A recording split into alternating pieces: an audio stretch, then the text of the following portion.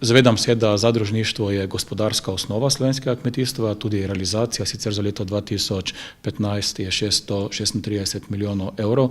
Sam bi pa si želel, da bi se bistveno več pogovarjali, kako združevati vse nabavne in prodajne poti. V tem primeru bi verjetno bile njihove poslovne številke boljše ali še boljše, pa tudi lažje bi kmetom pomagali. Vendar vloga zadrug je pozitivna, jaz apeliram na vse kmetice in kmete, bodite člani zadružnega sistema, saj potem boste imeli bolj varno prihodnost, pa tudi večjo pogajalsko moč. Zadruge pa tudi so povsem odvisne seveda od stanja v kmetijstvu. Stanje v kmetijstvu sicer v Sloveniji leta 2015 še bilo dobro, imeli smo eno večjih rasti, tudi znotraj Evropske unije, se je pa že kazalo padanje nekaterih ključnih postavk, zlasti pri mleku. To se je tudi nadaljevalo v letu 2016, čeprav je prišlo nekje v polovici leta do preobrata. Posamezni kmetje dobivajo tudi že kar nekaj evrocentov več plačila, kako recimo nekje maja 2016 in to je dobro. V Sloveniji je proizvodnja surovega mleka je najpomembnejša kmetijska dejavnost. In kakšne najpomembnejše spremembe v kmetijski politiki čakajo slovenske kmete in kmetijstvo? Mi v tem trenutku izvajamo 7-letni program, ki se izteče leta 2020, ampak ker je to že tukaj, se še pripravljamo na pogajanje za leto 2021, ko se bo kmetijska politika korigirala in Slovenija že ima prva trdna izhodišča.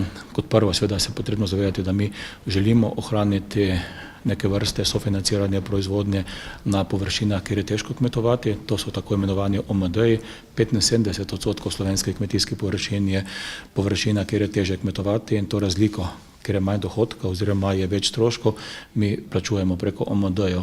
Drugo področje je v bistvu so okoljski ukrepi. Okoljske ukrepe kmetijstvo izvaja zato, da je bolj narava varovana, da so bolj habitati varovani. V tem trenutku je tudi strošek teh ukrepov na letni ravni okrog 40 milijonov.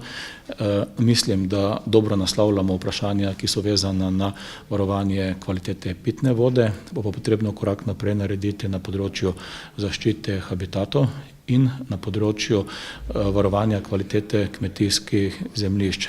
Ko razmišljamo o bodočem, je seveda jasno, da bomo naredili vse, da ohranimo start-up podporo za mlade kmete.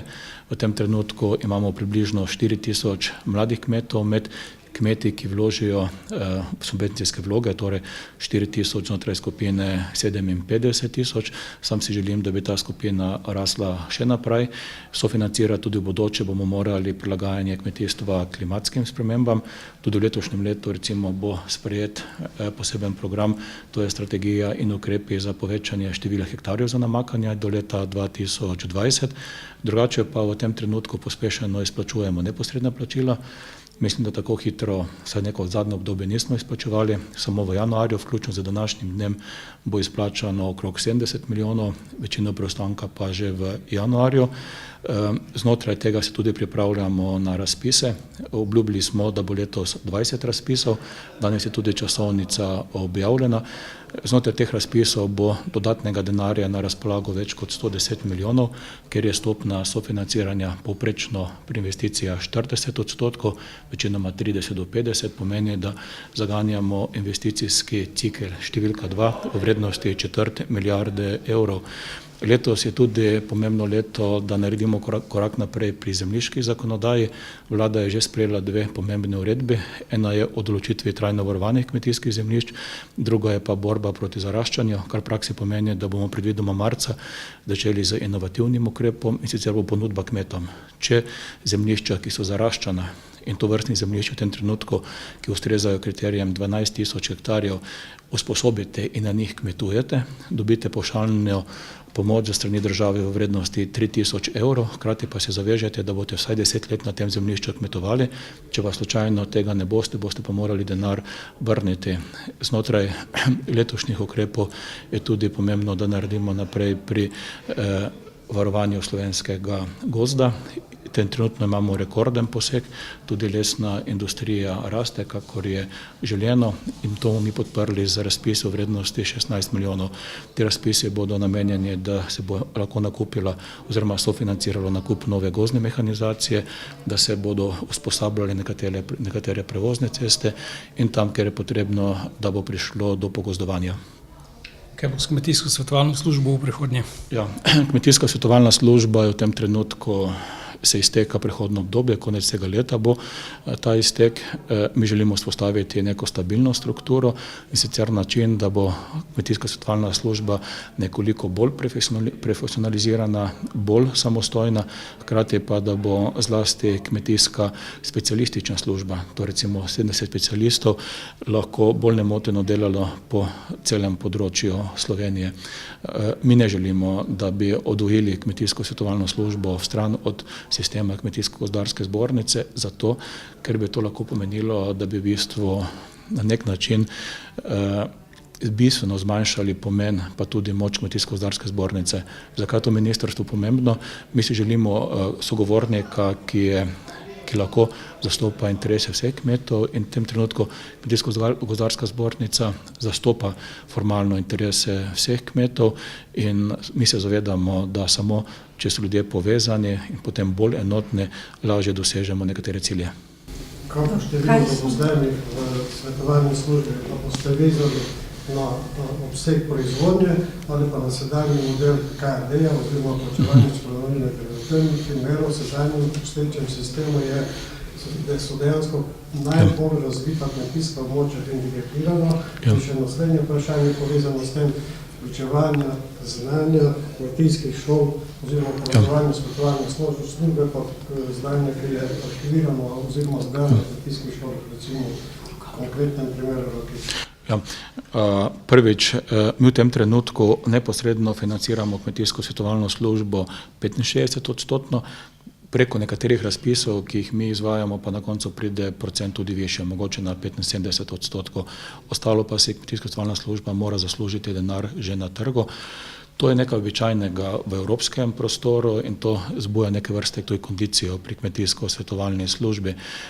Del te preobrazbe bo tudi tole, da bomo bolj povezali celotno hierarhijo, torej da ne bo tega, da bo kmetijska svetovalna služba tam nekje osamljena, ampak da bomo povezali fakultete, da bomo povezali kmetijski inštitut, srednje kmetijske šole in svetovalno službo po neki vertikali navzdol. Torej, da bo skupni servis, ki bo kmetom na razpolago.